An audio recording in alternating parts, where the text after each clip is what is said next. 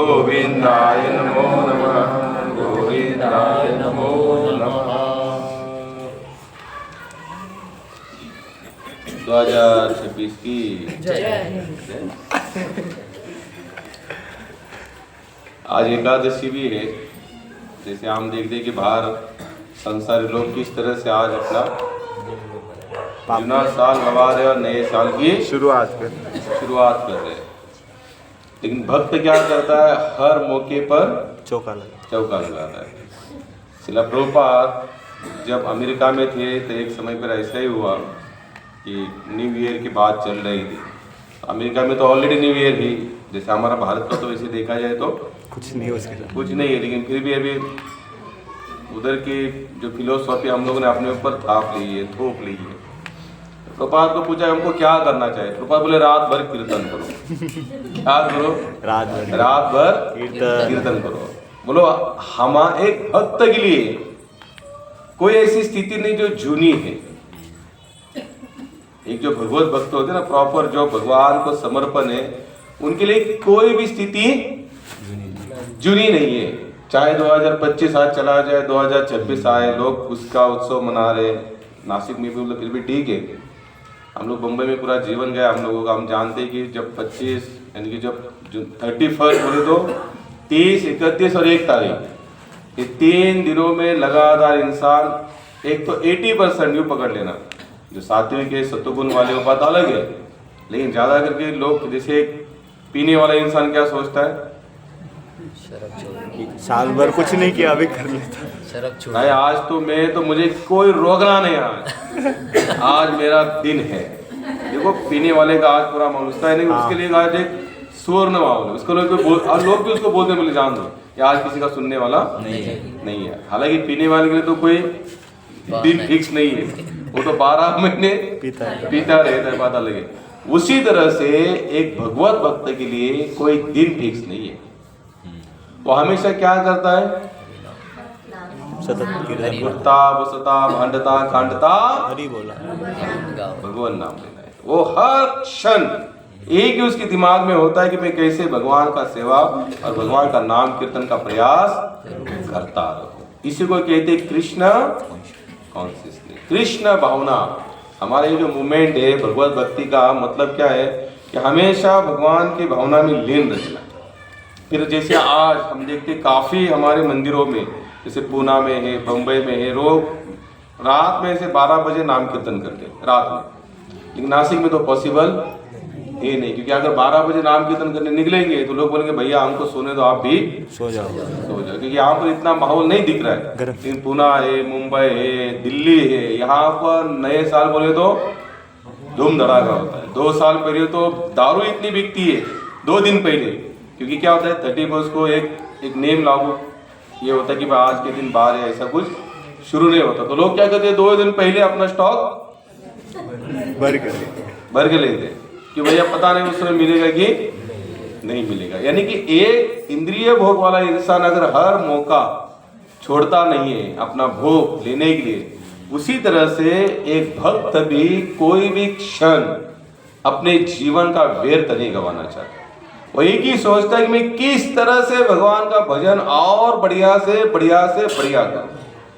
वो हर मौके पर क्या करना चाहता है, चौका लगाना चाहता है। एक बार श्रील प्रभुपाद को एक बंदे ने पूछा, मैं से इसके पहले आप लोगों को बताया, पता नहीं कितने लोगों को याद है।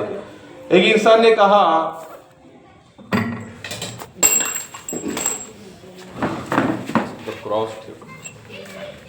श्रील प्रभुपाद जब हरिनाम करने के लिए सभी लोगों को कहते थे हरे कृष्णा हरे राम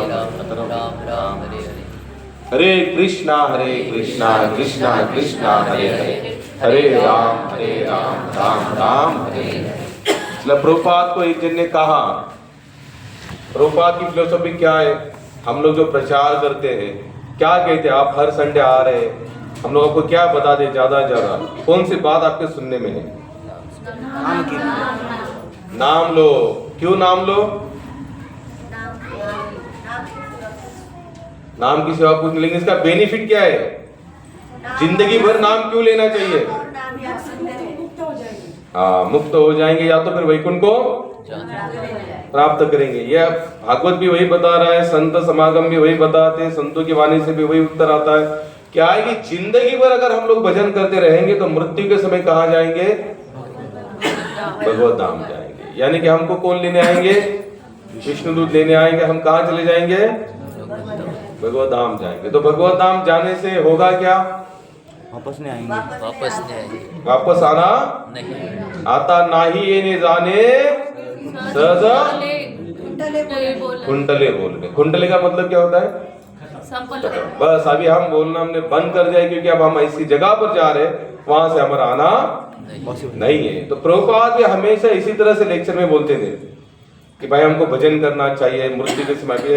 एक्चुअली ये कपिल ऋषि का हमारा चल रहा था, 2 संडे हमारा गैप हुआ है। तो कपिल ऋषि ने इतना वर्णन किया है भयानक, जब जीव के प्राण यानी कि शरीर से जब प्राणों को खींचा जाता है तो उस समय तो यानी कि वर्णन पढ़ने के बाद लगता है कि काय का भजन करेंगे हम लोग। थोड़ा बुखार होती है, सर्दी आती है, कुछ हो जाता है, तुरंत हमारे 16 की 10 माला 10 से 5 के बाद तो कभी कभी अगर एक छोटे से बुखार फिकार से अगर ये अवस्था होगी तो जो वर्णन यहाँ पर लिखते कि 36,000 बिच्छू काटते इतनी वेदनाएं होती है जब शरीर से प्राणों को खींचा जाता है। तो क्या पॉसिबल है ये सब सुनने के बाद? गर्गति भाई साहब नाथ बोलो, हरे कृष्णा कृष्णा कृष्णा हरे हरे, हरे राम राम राम। बताइए क्या संभव है ये सब? बोलिए ना, हाँ ना कुछ तो बोलिए। नहीं तो फिर करना क्या चाहिए? फिर नाम लेना चाहिए कि नहीं लेना चाहिए? तो मूर्ति के समय तो हमारा नाम निकलेगा भी नहीं, तो क्या करना चाहिए? फिर पूछो, लेना चाहिए? लेना चाहिए। क्यों? क्योंकि भगवान बहुत दयालु है। भगवान हमारे अंदर वो कोई प्रयास नहीं है, हम हमारे बल पर कभी भी इस मार्ग में सक्सेस नहीं हो सकते। अगर कोई कहता भी है ना कि मैं मेरे बल पर आगे जाऊंगा, ये उसकी सबसे बड़ी क्या है? मूर्खता है। सबसे बड़ी मूर्खता जीव की अगर कुछ है तो वो ये सोचता है कि मैं अपने बल पर यहाँ पर आगे बढ़ूंगा, लेकिन एक कभी भी पॉसिबल नहीं है। माजिया बड़े पांडुरंग वासा, हम अपने बल से यहाँ पर कुछ नहीं कर सकते। केवल भगवान का अगर सहयोग हमें होगा, भगवान की कृपा हम पर होगी तो ही जाकर हम इस मार्ग में आगे बढ़ सकते, अन्यथा पॉसिबल नहीं है। तो यहाँ पर सबसे ज्यादा अगर डिपेंडेंट कहीं पर रहना तो कहाँ पर रहना? भगवान की कृपा पर रहना। हम लोग सुबह भले जल्दी उठते हैं, 16 माला करते हैं, चारों पालन करते हैं, साधन भजन पूजन सब कर रहे हैं, लेकिन ये कभी भी अहंकार आने भी मत देना कि इसके बल से कुछ हो पाएगा। ये तो हमारा एकदम माइनस वाला क्या है? सबसे माइनस वाला प्रयास हमारा यही है, सुबह उठना, भजन करना, ये सब कुछ। इससे कृष्ण नहीं मिलेंगे। हाँ, कृष्ण अगर हमारी अवस्था देखेंगे, हमारी सच में मन की इच्छा देखेंगे, सच में बंदा क्यों उठ रहा है, किस लिए उठ रहा है, इसके मन में सच में कौन सी इच्छा भरी पड़ी, और इसी इच्छा के बल पर फिर भगवान हमारे ऊपर क्या करेंगे? कृपा करेंगे। हम लोगों ने, आप लोगों ने जितने भी भक्तों की कथा सुनी है, उन सब के अंदर हमने देखा क्या? उनकी सबसे बड़ी सीधा भक्तिपाद भी कहते हैं आपकी डिजायर पावर, आपकी इच्छा। अगर आप जैसे नामदेव महाराज की इच्छा थी भगवान को दूध, क्या इच्छा थी? कैसी पिला? ऐसे पिला, भगवान को बुला लिया, भगवान पियो, ऐसा नहीं। नहीं पियोगे तो सर पटक के मर जाएंगे। सर पटक के नहीं पीना पड़ेगा, सर पटक के हम मर जाएंगे लेकिन आपको दूध पीना पड़ेगा। तो इस तरह से एक भक्त की क्या होती है? इच्छा होती है। जैसे हम लोग हमेशा कहते हैं कि सुबह जल्दी उठो, अगर जो नहीं उठ पाता तो उसको क्या करना चाहिए? फिर सर पटक के सर पटक के उसको उठाना चाहिए। हमारी इच्छा पर ही सब कुछ निर्भर है, याद रखना। श्रील भक्तिपाद जी हमेशा कहते थे, गुरु महाराज जी ने तो इसका एक बुक लिखा है, कौन सा? WC willing patience confidence. हाँ, हमारे अंदर आत्मविश्वास होना चाहिए, विश्वास होना चाहिए, और बाद में लास्ट में क्या होना चाहिए? धैर्य होना चाहिए। लेकिन हमारे अंदर ना हमारी इच्छा है ना हमारा कोई प्रयास है। तो हम ये सब कुछ क्यों करते हैं? हमने शुरुआत कहां से की थी? प्रभुपाद लेक्चर दे रहे थे, प्रभुपाद बता रहे थे, तो एक जन ने क्या पूछा, प्रभुपाद आप जो बता रहे इतना भजन करना चाहिए, उतना भजन करना चाहिए, पाप से जीवन मुक्त होना चाहिए, तो हम लोग कहाँ जाएंगे? बोलिए ना, वैकुंठ। एक जन ने प्रभुपाद को प्रश्न पूछा और उसने बाद में ये भी पूछा, समझो। क्या पूछा? समझो अगर प्रभुपाद आप सब लोग मर जाते हैं, यानी कि आप जो कृष्ण कृष्ण कृष्ण वैकुंठ वैकुंठ वैकुंठ सब करते हो, और आप लोग मरने के बाद अगर आपको पता चलेगा कि वैकुंठ कृष्ण वगैरह कुछ नहीं है, तो आपकी क्या होगा? क्या होगी हमारी? भोपो हो जाएगा हमारा। क्या हो जाएगा? भोपो हो जाएगा। जैसे हम लोग मर जाएंगे, हमको पता है रे वैकुंठ तो कुछ है ही नहीं, कोई कृष्ण वगैरह तो कुछ है ही नहीं, तो हमारे क्या हो जाएगी? भोपो, नालस्ता हो जाएगी। श्रील प्रभुपाद बोले कोई बात नहीं, अगर कृष्ण नहीं भी होंगे, वैकुंठ नहीं भी होगा तो भी चलेगा। बोले क्यों? क्योंकि बोले पूरा जीवन तो हमने खुशी में बिताया, 56 को भोग लगाओ, हरे कृष्ण बोलो, नाचो, इससे ज्यादा और क्या चाहिए? बोले जीवन तो कैसे गवाया हम लोगों ने? भजन में, आनंद में, बिंदास गवाया ना। जैसे एक भगवत भक्तों को अगर टेंशन भी आता है ना, तो 5, 15, 20 आधे घंटे से ज्यादा वो टेंशन में नहीं रहता, फटाक से भूल जाता। लेकिन जो भक्त नहीं है, जिनको भगवान पर भरोसा नहीं है, उनकी अवस्था देखना। लोग तो मरते हैं, आत्महत्या करते, सुसाइड कर लेते, क्योंकि उनको जीने के लिए कोई टारगेट बचा ही नहीं। वो टेंशन फ्री हो क्यों नहीं हो पा रहे? क्योंकि उनका कोई भगवान पर भरोसा नहीं है। अभी सुनना आगे, हरे कृष्णा कृष्णा कृष्णा हरे हरे, हरे राम राम राम हरे कृष्णा कृष्णा कृष्णा हरे हरे, हरे राम राम राम हरे हरे। क्या पूछा प्रभुपाद को? बताइए आप लोग में से। मरने के बाद अगर भगवान अगर वैकुंठ अगर वैकुंठ नहीं होगा, कृष्ण करके कोई नहीं होगा, तो आपका तो पूरा जीवन ऐसे ही व्यर्थ गया। कृष्ण कृष्ण वैकुंठ वैकुंठ करते तो चला गया, क्योंकि आपको पता चला बाद में कुछ है नहीं है। तो प्रभुपाद कहते हैं आप, मैं तुमसे पूछता हूँ अभी ध्यान से सुनो। प्रभुपाद ने क्या, आप मैं तुमसे पूछता, बताओ पूरा जीवन तुमने क्या किया? पाप और पाप किया। क्यों पाप किया? कृष्ण नहीं है और वैकुंठ ये सोचकर तुमने पाप किया। अब तुम मरने के बाद जब तुम्हें पता चलेगा कृष्ण भी है, वैकुंठ भी है और नरक की यातना भी, तुम्हारा क्या? तुम्हारा तो सबसे बड़ा पोपट हो गया, क्योंकि जिंदगी भी ऐसी गवा दी और मरने के बाद में कहा जा रहे हो? अभी नरक जाओगे। सोचो थोड़ा सा। इसलिए एक भक्त हमेशा एक मौका ढूंढता रहता है कि मुझे क्या करना है, बस कृष्ण की सेवा करनी हो।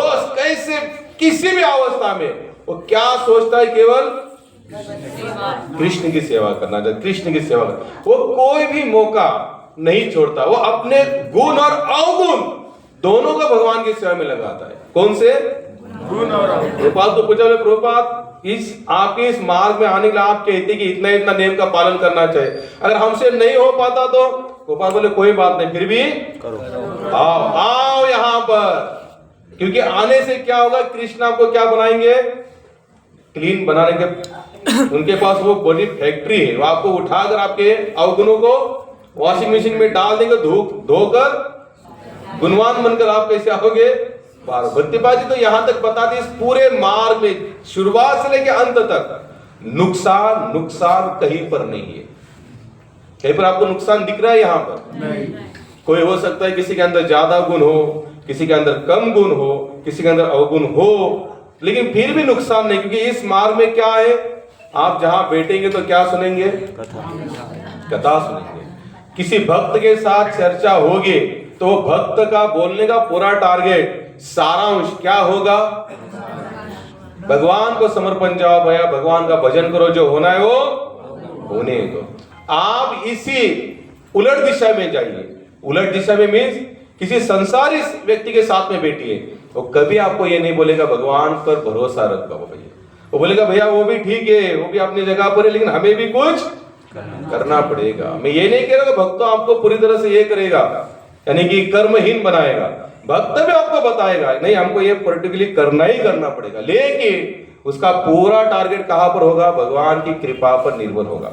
और जब हम भगवान की कृपा पर निर्भर होते तब जाकर भगवान की कृपा की शुरुआत होती, तब तक नहीं होती। इसलिए आज हमने जो ये रखा है सत्संग एकादशी तो है ही निमित्त, वैसे भी सहयोग 31 भी गिरा, एकादशी भी आई है, तो सोचे चलो ठीक है नाम कीर्तन की भी थोड़ी सी तैयारी। एक्चुअली कल मन में आया था, भगत जी ने कहा नाम भी भगत जी ने हमको बता दिया प्रभु जी 31 का कुछ ना कुछ हमको करना चाहिए। बोला चलो ठीक है, जब आ रहा है भगवान कहीं पर संकेत दे ही रहे कि करना चाहिए तो फिर करेंगे। और आप लोगों का भी अच्छा उत्साह, क्योंकि 2 संडे का ही है ना गैप है ना, तो कहीं ना कहीं भर के दो। अब 2 संडे का गैप एक संडे में तो निकलेगा नहीं।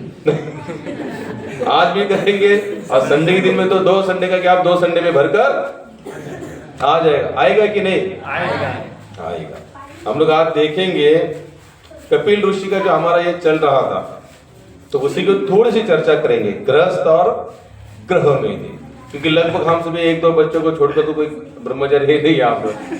तो कपिल उवाच, यहाँ पर मैं डायरेक्ट श्लोक लेता हूं, अनुवाद लेता हूं।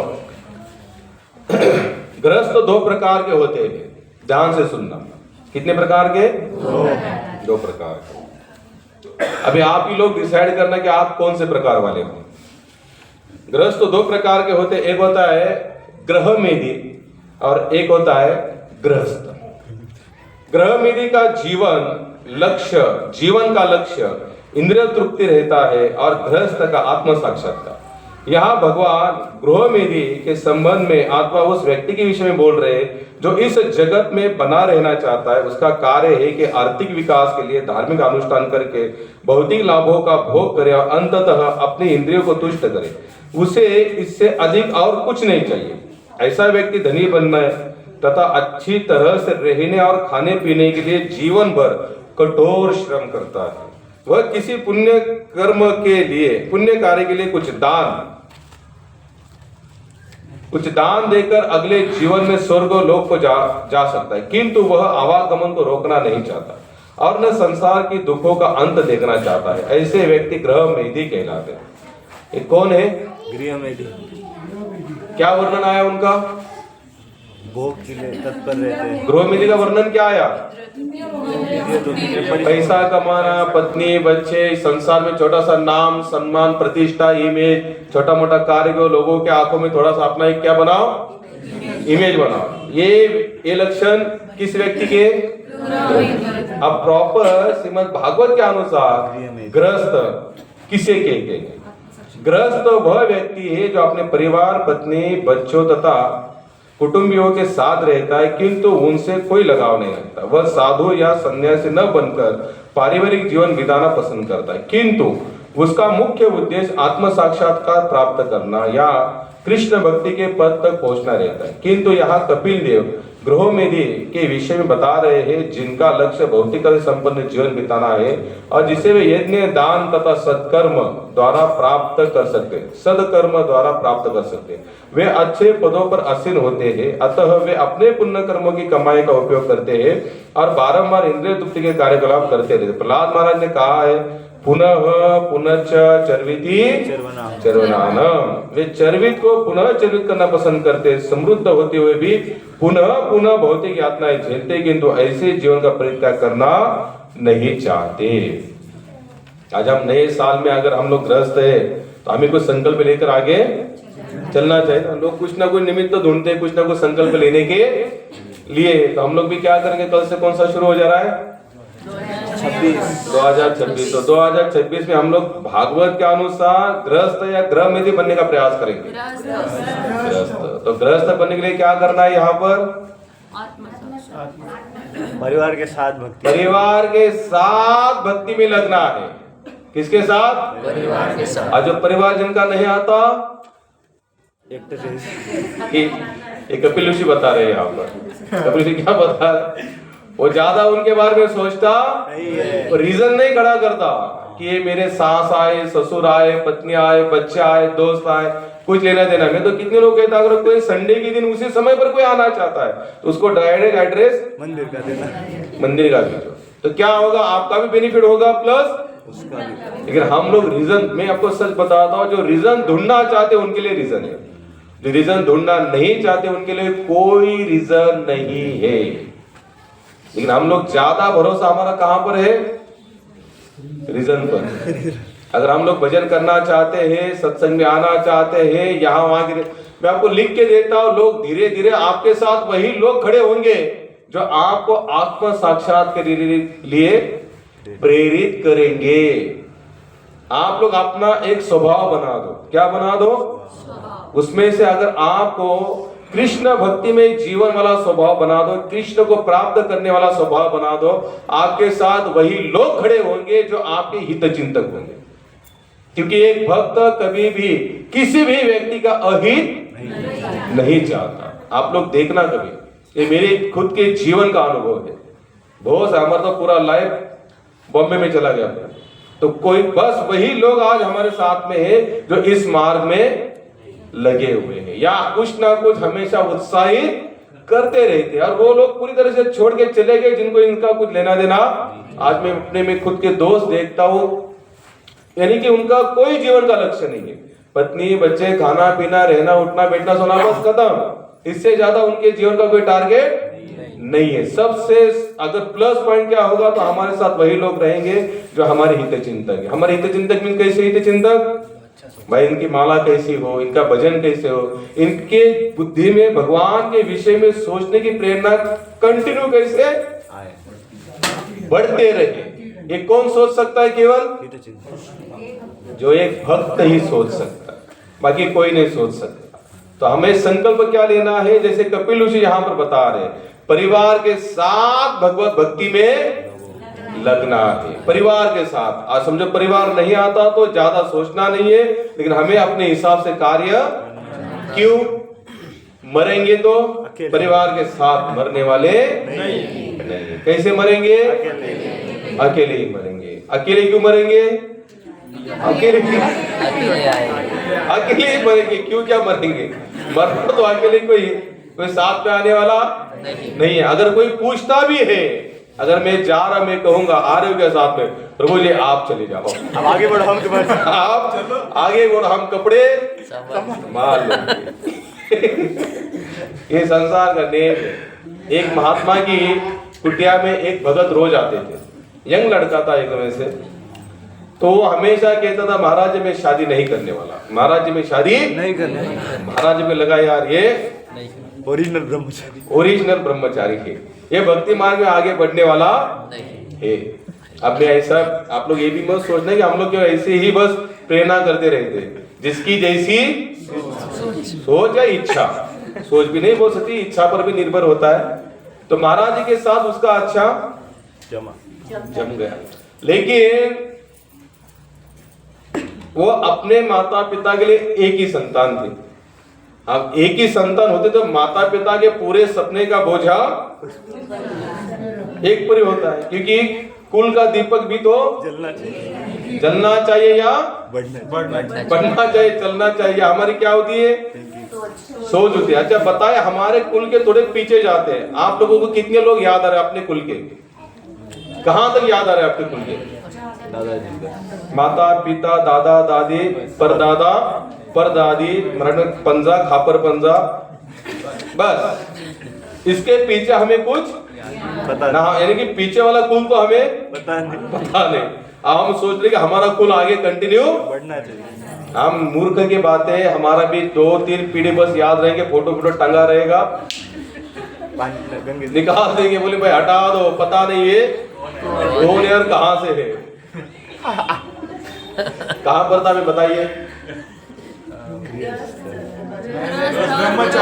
ब्रह्मचारी साधु संत ब्रह्मचारी कथा बता रहा था, महाराज जी थे, उनके आश्रम में एक नित्य व्यक्ति आता था, लड़का था, यंग था, लेकिन उनका सबसे बड़ा प्रॉब्लम क्या था, माता पिता, अपने माता पिता को एक ही था, तो माता पिता के पूरे सपने का बोझा इस पर था। अब शुरुआत में तो चर्चा हुई, भाई तुम्हारी शादी करनी है, ऐसा करना वैसा, इसकी शुरुआत में तो ना ना ना ना ना का पाड़ा बोल दिया तो माता पिता ने और थोड़ा सा वजन डाल दिया, नहीं हम जो बोला है करना ही पड़ेगा। तो आखिर एक तो शस्त्र होते संसारी वालों के पास, एक तो रोना नहीं तो मरना, एक तो तुम रहो नहीं तो हम लोग मर जाएंगे। बेचारा थोड़ा सा कमजोर दिल वाला था, बोले कि ठीक है कोई बात, मैं महाराज से बात कर लेता हूँ। बोले महाराज से क्या बात करनी है, लड़की भी हम देंगे, पैसा भी हम लोग, महाराज जी से क्या है। तो बोले ठीक है माता पिता जैसे आपकी इच्छा। तो जैसे इसने कहा ये महाराज के पास गया ही नहीं, तो डायरेक्ट कब गया महाराज के पास, शादी का कार्ड लेके गया। सीधे से गया, महाराज जी बोले अरे बहुत दिनों के बाद बच्चा। बोले बस महाराज जी थोड़ा काम था। बोले क्या काम था। तो महाराज जी सच बोले, बोले बताओ। बोले मैं शादी तो करने वाला नहीं था, लेकिन घर में बात चली तो पता नहीं जैसे तैसे फिर हो गया, मेरी शादी फिर तय हो गई। अब शादी तय हो गई, बोले कार्ड लेके आया हो। तो महाराज जी ने कहा तो आश्रम से गया तू आश्रम से गया।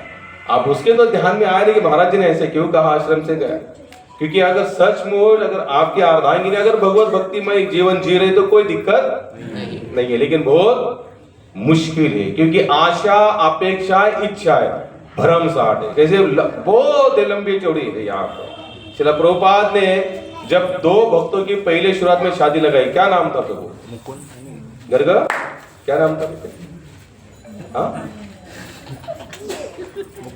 जिनको सुनना नहीं है वो उठकर बाहर जा सकते।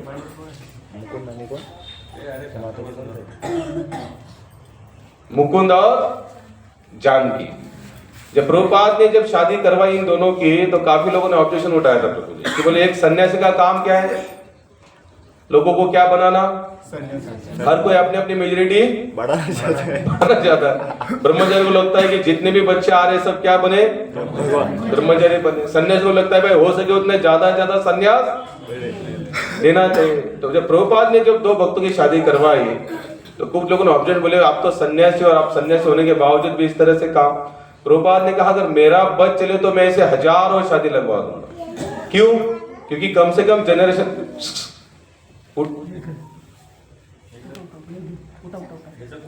हरे कृष्णा कृष्णा कृष्णा हरे हरे, हरे राम राम राम हरे कृष्णा इकडे इकडे इकडे हे भाई, हरे राम राम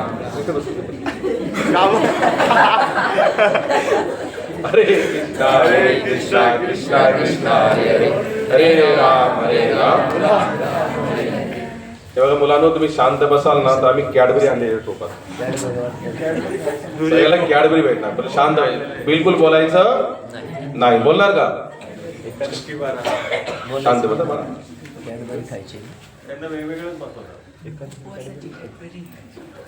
कहाँ पर था मैं?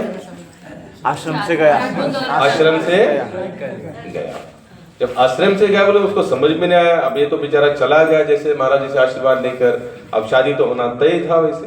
तो ये फिर आया बोले कि महाराज जी साखरपुडा क्या मतलब वो हिंदी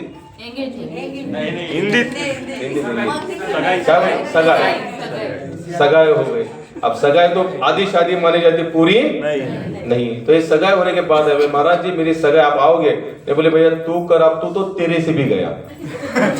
बोले पहले क्या बोले तू क्योंकि आश्रम से जैसे गया तो डायरेक्ट सगाई के समय ही तो इससे रहा नहीं गया। बोले महाराज आप ऐसे क्यों बोल रहे हो? पहले तो मैं शादी का कार्ड लेगा, आपने कहा कि आप में एंगेजमेंट सगाई हो गया, आपके तो मेरे से भी गया। बोले आप नहीं तो क्या बोले तुम मुझे इतना समझ नहीं, बोले तुम कह रहे हो कि माता पिता के कहने से कर रहे हो, क्या सचमुच तुम्हारे माता पिता है? बोले ये तो नया प्रश्न हुआ मेरे सामने। बोले सचमुच मेरे माता पिता है? बोले काम करते, बोले मैं तुमको दिखाता हूँ कि सचमुच तुम्हारे माता पिता, तुम जी सके संबंधियों के बारे में चर्चा कर रहे हो, ये सचमुच तुम्हारे है कि नहीं? बोले जानना चाहोगे? बोले हाँ जरूर जानना चाहूंगा। तो बोले मैं एक प्लान बनाता हूँ। क्या बनाता हूँ? प्लान। बोले कैसा प्लान होगा? बोले तुम कल मरने का नाटक करना। अब आश्रम में आना जाना था तो कम से कम थोड़ा योगा प्राणायाम जानता था, सांस को रोकना भी जानता था। बोले मैंने जो तुमको सिखाया हुआ है ना थोड़ा सा योगा प्राणायाम करना, तो तुम अपने सांसों को रोके हुए गिर जाना और तुम ऐसा नाटक करना कि तुम मर गए। तो बोले इससे बोले तुमको दिखाता हो, तुम जिनको अपना अपना अपना कह रहे हो ये सच में तुम्हारे अपने ये नहीं है। बोले कोई बात नहीं। बोले आगे प्लान? बोले जब तक मैं उठ नहीं बोलूंगा तुम्हें उठना नहीं है। आखिर मुझे पता ये लोग कहाँ आएंगे, मेरे पास से आएंगे, क्योंकि तुम हमारे यहाँ पर कंटिन्यू आते जाते रहते हो। तो महाराज जी के प्लान के अनुसार इसने क्या किया, दूसरे दिन ये उठा ही नहीं और अपने जैसे जैसे करने का मरने का स्वांग रस लिया। अब मरने का स्वांग रस लिया तो माता ने उठाया, पिता ने उठाया, अगल बगल वाले ने उठाया, सगे संबंधियों ने उठाया, लेकिन उठने का नाम नहीं। बहुत प्रयास हुआ, पूरे गांव में चर्चा हुई, भाई ये चला गया, ये चला गया, ये चला गया। एक जन ने कहा भाई एक काम करो, ये चीज महाराज जी के पास जाते हैं, शायद उनके बुलाओ, शायद उससे उनका कोई चमत्कार हो जाए, उड़ जाएगा। अब सब लोग आए महाराज जी के, बोले महाराज जी आप चलिए। बोले आपका चेला चल बसा। चलो अचानक चल बसा और पता नहीं कैसे चल बसा। तो महाराज जी तो आए अपना कमंडलू वगैरह लेकर सब आए। तो महाराज जी ने बोला थोड़ा यहाँ वहां, उन्होंने अपने हिसाब से थोड़ा विधि विधान किया। तो महाराज बोले बोले इसको मैं जिंदा कर सकता हूँ। बोले तो कीजिए, जिंदा करना है तो कीजिए, तुरंत कीजिए, बोले देर मत कीजिए। कोई बात नहीं। तो महाराज ने अपने हाथों में पानी भी नहीं ले लिया, कमंडल में थोड़ा सा मंत्र वगैरह बोल दिया और कमंडल में डाल दिया। बोले इस पानी से ये जिंदा हो जाएगा। तो सब तुरंत बोले महाराज तुरंत डाल दीजिए इसके ऊपर पानी। बोले डालने से नहीं होने वाला जिंदा, तो क्या करना पड़ेगा, इसको पीना पड़ेगा। कोई अगर इस पानी को पिएगा तो ये जीव दो। माता पिता सगे संबंधी दोस्त सब आगे बोला महाराज जी हम पिएंगे, महाराज जी हम पिएंगे। महाराज बोले रुको, आगे तो मुझे आगे बोलना है। बोले क्या बोलना है? जो ये पानी पिएगा वो मरेगा, फिर ये जिएगा। क्या कहा? जो ये पानी पिएगा वो मरेगा और बाद में ये जितने आगे थे पीछे चले गए। अब ये तो बोल रहा था मेरी माता मेरी माता, मेरा पिता मेरा पिता। तो महाराज जी माता के पास गए, बोले माता जी आप पानी को ग्रहण कीजिए, आप पीजिए इसको, आपका तो लाल है, आप जैसे पानी पिएंगे तो ये जिंदा हो जाएगा। तो माता बोले मैं तो पी ली थी, लेकिन जब मैं मरूंगी तो मेरे ये आधे मेरे जो पति देव इनको देखने वाला कोई नहीं, पीने में तो कोई हर्ज नहीं, लेकिन मुझे इनके लिए जीना पड़ेगा, इनके लिए जीना पड़ेगा। पिता को कहा पिता आप पियो। बोले मैं मर जाऊंगा लेकिन ये अर्धांगिनी मेरे बिना, भाई सगे संबंध सबको कहा। अब ये तो पढ़े पढ़े क्योंकि महाराज ने पहले कहा था मरना नहीं है, लेकिन मैं जो कुछ कहूंगा तुमको सुनना है। तो महाराज ने कहा कि इसको मैं ही पी लेता हूँ। सबने महाराज जी पियो, महाराज जी महाराज तो मैं पीने में मरूंगा नहीं, क्योंकि मैंने ही तैयार किया, मैं कैसे मर सकता हूँ इससे। लेकिन देखो मैं पानी पी लूंगा और मैं जैसे जिएगा इसको मैं अपने साथ ले जाऊंगा। तो सब बोलते नहीं नहीं महाराज जी ऐसा मत कीजिए, ये हमारा लाल है हमें। तो महाराज जी ने सब नाटक उसको सुनाया और तुरंत कहते बच्चे बोले बच्चे तू किसके साथ जाएगा? महाराज जी के साथ। किनके साथ जाएंगे? बोले क्यों? संसार का सिद्धांत क्या है? तुकाराम महाराज अभंग है, कोणता अभंग आहे? नको नको मना गुंतू माया जाळी, काळाला जवळी ग्रासावया, काळाची उडी पडेल बा जेव्हा, सोडवी न तेव्हा माय बाप, सोडवी न राजा देशाचा चौधरी आणि ग सोयरी भली भली. तुका म्हणे तुला सोडविल कोणी एक चक्र पाणी. कपिल ऋषि हमको यही बताते गृहस्थ और ग्रह में लगभग 99% लोग क्या है? गृह में दी, क्योंकि इनको ना धर्म से कुछ लेना देना है ना खुद के कल्याण से, और ये कुछ करते भी है ना आध्यात्मिक. कपिल ऋषि ने स्पष्ट लिखा है अगर हम कुछ आध्यात्मिक कर्म कांड भी करते तो भी हम गृहस्थ में नहीं आते, ग्रह मेदी में ही आते हैं. गृहस्थ का एक ही टारगेट है कि क्या करो, सबको जितने लोग हैं सबको लेकर भगवत सेवा में लग जाओ. क्योंकि कर्म कांड भी करोगे तो आपको वही चक्र आना पड़ेगा. और इस चक्र में कौन नहीं फंसा है? अब्रह्मा गुहानुलोक पुनरावर्तन अर्जुन. क्या बताए भगवान कृष्ण यहाँ पर? हे अर्जुन, ब्रह्मलोक से लेकर जो अंत का जो लोक है, ये सभी जन्म मृत्यु के चक्र में फंसे पड़े हुए हैं। छूटेगा कौन इसमें से? और वो कौन सा लोक है छूटने वाला? मृत्यु लोक। मृत्यु लोक। इसी लोक में वो हमको क्या दी गई है? छूट दी गई है। हम इसी शरीर में, इसी पंच भूत वाले शरीर से भगवत भक्ति कर सकते हैं, बाकी स्वर्ग वाले शरीर से भी होने वाली नहीं है। इसलिए देवता भी कहते हैं कि हमें भी यहाँ पर क्या करो, जन्म होना चाहिए। क्यों होना चाहिए इस मृत्यु लोक में जन्म?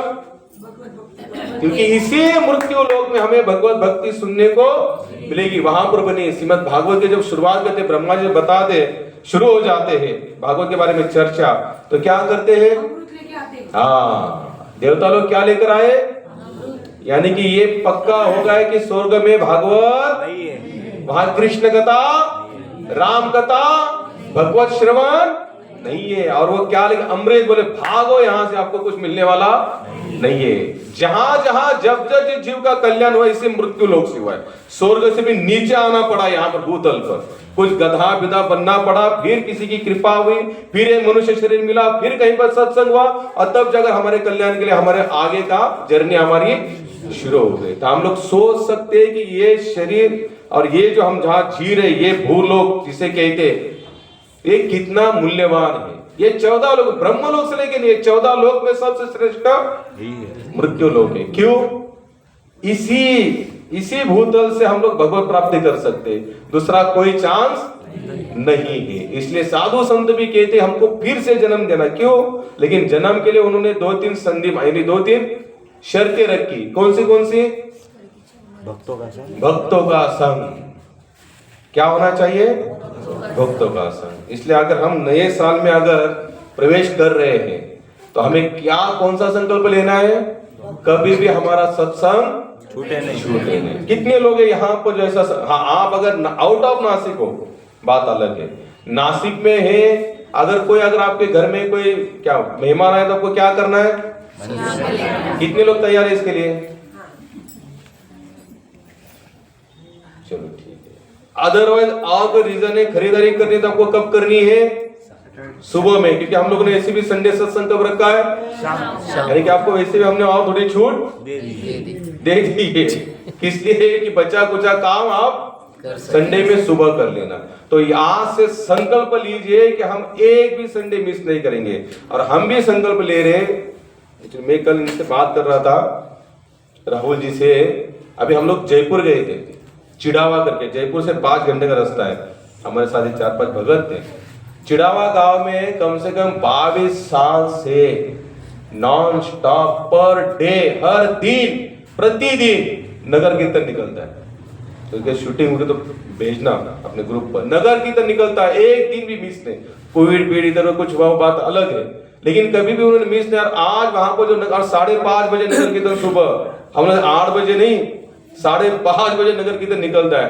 और वहां के लोग जब टोली आते ना, कम से 100-150 लोग होते नगर कीर्तन में, आरती लेकर खड़े हो जाते। आरती जैसे दिवाली कैसे मनाते हम लोग, दिवाली दीप लगा दे अपने घरों के बाहर जब वो नगर कीर्तन आते। ये फल उनको कब मिला?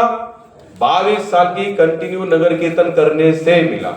और मुझे जहां तक लगा कि चैतन्य महाप्रभु की विशेष कृपा उस गांव पर। महाप्रभु का आंदोलन है ये सब। कौन सा आंदोलन? यही पृथ्वी के आछे नगराधिग्राम, सर्वत्र प्रचार होइबो। महाप्रभु कहते कि जहां जहां नगर कीर्तन है, वहां वहां मेरी उपस्थिति है और हम भी एक संकल्प लेना चाहते हैं। आप सब लोग लेंगे मेरे साथ? हाँ, बोलिए।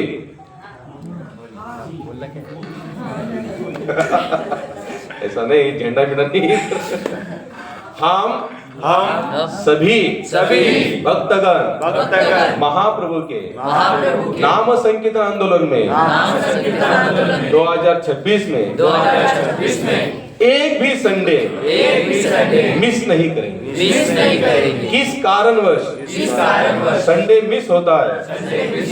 तो संडे के जितने बर्तन हैं, संडे का जितना मंदिर का साफ सफाई दोपहर का है, जितना साफ सफाई दोपहर का है, हम करेंगे। कौन करेंगे? हम। जो मिस करेंगे वो करेंगे। हम सभी तैयार है? आप सभी लोग ठीक है, तो प्रार्थना है, विनोद है, व्यंग है, लेकिन महाप्रभु की सचमुच कृपा चाहते हैं, संतों की सचमुच कृपा चाहते हैं, तो एक संडे भी नगर कीर्तन मिस मत करना। मैं तो एक ट्रॉली भी बनाना चाहता हूँ, इसलिए चैतन्य महाप्रभु का एक छोटा सा विग्रह करके। लेकिन सबसे बड़ा प्रॉब्लम हमारा ये है कि रखे कहाँ बना दे तो उसको। अच्छा बताइए कितने लोग आएंगे संडे? डरना नहीं, 5:30 बजे नहीं है, 8 बजे ही करेंगे हम। 8 बजे अगर हम लोग नगर कीर्तन करते तो कितने लोग आएंगे बताइए? कृष्णा करना हाथ लास्ट उसका क्या हाथ दुखते कितने हैं? लगभग मेरे हिसाब से 15-20 लोग ही है।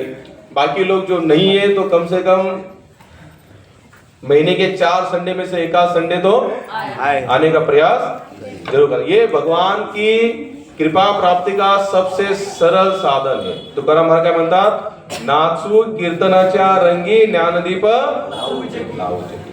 कीर्तन में नाचना चाहिए, और ऐसे गली गली में जितना कीर्तन करेंगे उतनी भगवान की कृपा हम पर बरसेगी। क्यों बरसेगी? क्योंकि जब हम कीर्तन करते ना तो बहुत सारे जीव जंतु, कितने अधम लोग भी ऐसे जिनके कानों पर कीर्तन पड़ता है, तो उसका बेनिफिट भगवान महाप्रभु की कृपा से हमें मिलेगा। तो आपको संकल्प यही करना है कि इसी संडे में, यानी आने वाले संडे में पता चलेगा अभी कितने लोग आते। 8 बजे यही जमा होना है। कहाँ जमा होना है? यही जमा होना है। यही से हम लोग नगर कीर्तन करेंगे, और जितने भगत आएंगे उनके लिए जो भी छोटा मोटा नाश्ता होगा वो भी महाप्रसाद के रूप में बांटा जाएगा। दूसरी बात ये है कि हम लोग 1 फरवरी के दिन जगन्नाथ रथ यात्रा का 90% फिक्स है, आयोजन होने वाला है भगवान जगन्नाथ बलदेव सुभद्रा जी का। बस अभी क्यों हमको एक जगह फिक्स करनी है कि रथ यात्रा कहाँ से निकली, कौन सा रूट होगा। जैसे गए साल हम लोगों ने वहां से निकाली थी ज्ञानेश्वर मंदिर से, अब वो तो थोड़ा दूर पड़ रहा है वैसे, क्योंकि सत्संग यहाँ ज्यादा होता है। तो इस नगर की इस जगन्नाथ रथ यात्रा में कितने लोग सम्मिलित होंगे और कितने लोगों को सम्मिलित होने के लिए प्रयास करेंगे? अगर आप में से एक एक व्यक्ति 10-10 लोगों को भी लेके आता है, कितने? ये बहुत अच्छी स्कीम है। ये महाप्रभु स्वयं कहते हैं, अगर आपके कारण कोई व्यक्ति अगर वैकुंठ के लिए दरवाजे उसके खुल जाते हैं तो उसके दरवाजे खुलने के कारण आपके भी दरवाजे वो खोलकर रख देता है। इसलिए हमारा ये टारगेट ही क्या है? मूवमेंट घर घर में जाकर हरि नाम का प्रचार प्रसार करना। देखिए मैं हमेशा बताता रहता हूँ कि इसमें खर्चा भी होता है, लेकिन हम आपसे क्या चाहते हैं? आपका समय क्या चाहते हैं? जैसे आप लोग देखिए अभी इलेक्शन चल रहा है, तो कितने हर एक व्यक्ति का पैम्पलेट हर एक व्यक्ति के घर में जा। तो हमें क्या करना चाहिए? जगन्नाथ जी का पैम्पलेट हर एक के घर में जाना चाहिए। तो इसके लिए हमें क्या बनाने पड़ेंगे? ग्रुप। क्या बनाने पड़ेंगे? ग्रुप बनाने पड़ेंगे। और ग्रुप से हम लोग पैम्पलेट बांटते हैं। तो देखो हमें हमारा प्रयास करना है, आगे सब कुछ भगवान जगन्नाथ पर। ये हमने देखे हुए चमत्कार है। हमने जब पहली रथ यात्रा निकाली प्रभु राधा कृष्ण मंदिर, प्रभु जी कोई प्लान नहीं था, यानी कि यूपी ऐसा संडे हो रहा है, अगले संडे रथ यात्रा, संडे में ही रथ यात्रा थी वैसे, तो हम लोगों का रविवार सोमवार मंगलवार तक कोई प्लान नहीं था रथ यात्रा करने का। और प्लान भी कैसे था?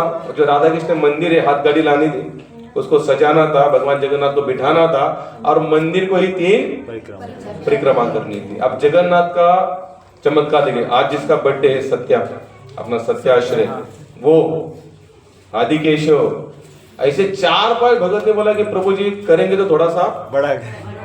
अब ये लोगों ने कहा बड़ा करेंगे, इनके पास बड़ा है क्या? ठीक है बड़ा करेंगे, तो फिर हमने भी सोचा थोड़ा सा बड़ा, बुद्धि तो शुरू हो गई ना, कुछ बड़ा करना है बड़ा। 1-2 लोग और जुड़ गए, बंबई से 1-2 भगत हमने बताया कि प्रभु ऐसा ऐसा, बोले ठीक है भंडारा हमारे सबसे बड़ा तो भंडारा है, जगन्नाथ को खिलाओ और खाया, भगवान ने खाया हुआ खाओ। उन्होंने भंडारा ले लिया। तो उस मंदिर के कुछ 1-2 लोग थे, बोले प्रभु जी करना है तो थोड़ा सा। प्रभु जी हमारा 40-50-100 लोगों का टारगेट था, कम से कम 1000 लोग आए महाप्रसाद। हमने को ना कोई पुलिस परमिशन लिया, ना ट्रॉफिक का कोई परमिशन नहीं लिया था, लेकिन ठाकुर जगन्नाथ बैठ गए, विराजमान भी हो गए। बंबई से 50 लोग आ गए, हमारी यात्रा एकदम सफल। ये भगवान जगन्नाथ अपनी यात्रा खुद करते हैं, लेकिन हमारा कल्याण करने के लिए हमें थोड़ा उसमें से सम्मिलित, थोड़ा नहीं पूरा सम्मिलित होना चाहिए। तो थोड़ा अपने घर गृहस्थी के रीजन को क्या करो, थोड़ा सा गुंडाल कर साइड में रखो, क्या करो, लपेट कर थोड़ा साइड में रख दो उसको। तो कितने लोग आएंगे, पूरा समय देंगे, जब भी हम बुलाएंगे आप लोग आएंगे? धन्यवाद। हम लोग संडे का ही ज्यादा करके प्रचार प्रसार करेंगे, यहाँ तक कि जहाँ जहाँ पहली बात तो इसी भाग में ज्यादा घर घर तक जैसे पेम्पलेट देते हैं तो हमें कुछ उनको क्या करना है, प्रीच भी करना है। जैसे अगर आप लोग जाते हैं, कितने लोगों ने हाथ ऊपर किया था अभी, समझो तुम गए पेम्पलेट लेकर, तुमको पूछा गया जगन्नाथ कौन है, तो क्या बताओगे? और उन्होंने पूछा आपको आप जगन्नाथ रथ यात्रा क्यों कर रहे हो, तो हमारा क्या आंसर होगा, आप लोग बताइए। वो नासिक घुमा सबको दर्शन मिले। हाँ, भगवान जगन्नाथ की विशेष हमारे इस प्रभाग क्रमांक 17 विशेष कृपा है, वो यहाँ पर आ रहे हैं, तो आप सभी लोग उनका क्या करो, दर्शन करो। और सबसे बड़ी कि ठाकुर जी को प्रार्थना कर कर ही हमें आगे निकलना है। बुद्धि चे वैभव अन्य नहीं दूजे, हमारे बुद्धि का वैभव कौन है, भगवान एका केशव राजे, वही भगवान है, वो बुद्धि देंगे, सब कुछ करेंगे, लेकिन हमें प्रयास करना चाहिए। तो हम लोग जगन्नाथ जी को लाएंगे, एक दो महात्मा सन्यासी भी आएंगे, बहुत सारे भगत भी बाहर से आने वाले हैं। तो अगले आने वाले संडे तक तो आप 1 फरवरी तारीख फिक्स पकड़ना, वो दिन भी बहुत अच्छा है, माघी स्नान है, पूर्णिमा है, माघी स्नान भी है, माघी सप्तमी भी है, काफी लोग स्नान करने के लिए भी आते हैं, विशेष उत्सव मनाते हैं, ऐसे भी मंदिरों में बड़े बड़े उत्सव मनाए जाते हैं। तो हम लोग पूरा प्रयास करेंगे। और आप लोगों के भी दिमाग में अगर कोई योजना आती है कि इस रथ यात्रा को ऐसे करेंगे तो और अच्छा, भगत जी आपको तो काफी अनुभव है इन सब उत्सवों का, तो आप भी थोड़ा हमको बताइए कि इसको कैसे कैसे आगे कर सकते। जैसे हमारे दिमाग में तो एक ही है, भंडारा बनाओ, रथ लाओ, रथ में बिठाओ, कीर्तन करो और घुमाओ, चल के घुमाओ उनको। उसके अलावा अगर आप लोगों को कोई प्रेरणा आती है कि ठाकुर जी का और उत्सव इससे और सुंदर होगा, तो आप लोग भी बताइए। भागवत कथा का भी थोड़ा प्लान बना के चल रहे, लेकिन आप लोग उसका कोई पक्का नहीं, लेकिन अगर हो जाएगा तो फिर 25 जनवरी को भागवत कथा शुरू हो जाएगी, 1 फरवरी को रथ यात्रा निकलेगी। लेकिन हो सकते भागवत कथा हो भी तो हम बाहर से एक अपने गुरु बंधु है दामोदर दास गुरु, तो उनके भागवत रखने की सोच रहे हैं। तो अगर भागवत रखनी है तो यहाँ पर तो पॉसिबल नहीं है, तो अलग जगह जैसे जो नवरात्र उत्सव यहाँ पर मनाया गया था, एक प्रभु जी उनको हम बोले अगर वो मंडप डाल के देंगे तो फिर भागवत भी हमारा, क्योंकि फिर मंडप का भी खर्चा बड़ा है, 7 दिन का मंडप बोले तो कम से कम 1-1.5 लाख के तो अंदर आने वाला नहीं है। तो ऐसा पूरा प्रयास है, मेरा पूरा विश्वास है कि भगवान चमत्कार करते रहते हैं, हमें बस वो चमत्कार के समय तक लगे रहना है। हरे कृष्णा। तो आज हम लोग क्या करेंगे,